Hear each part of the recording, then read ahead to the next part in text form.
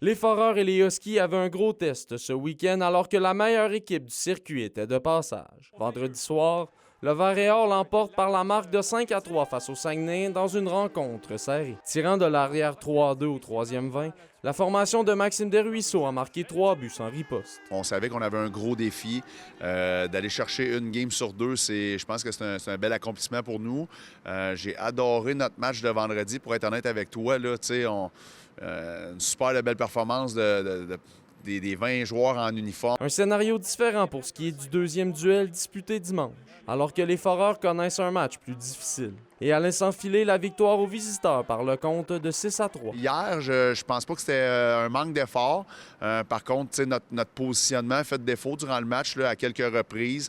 Puis ça nous a peut-être coûté la partie, mais en gros, je pense qu'on peut sortir la tête haute de ce week-end-là. Malgré la fin de semaine en 2 temps, Maxime Desruisseaux tient à souligner le caractère de son équipe dans le gain de vendredi. Il marquait, on remarquait, il marquait, on remarquait. Donc, j'ai aimé notre résilience, j'ai aimé notre calme aussi parce qu'on n'a jamais paniqué.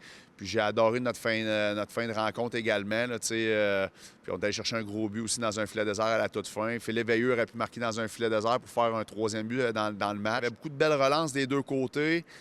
Mais je trouve que c'était. En tout cas, j'étais content pour nos partisans. Ils ont eu droit à toute qu'une partie. Puis c'était une fin de match en vente. De leur côté, les Huskies ont signé une victoire de 4-1 face à Chicoutimi samedi. Un match dans lequel la Meute a été en plein contrôle de ses moyens, alors qu'elle a décoché 18 tirs sur le gardien lors de la première période. Par ailleurs, l'attaquant Samuel Beauchemin s'est illustré au cours de ce match, inscrivant un tour du chapeau. Les Foreurs et les Huskies prendront maintenant la direction des Maritimes pour y disputer 3 matchs chacun le week-end prochain. Olivier Morin, RNC Nouvelles, Rwanda.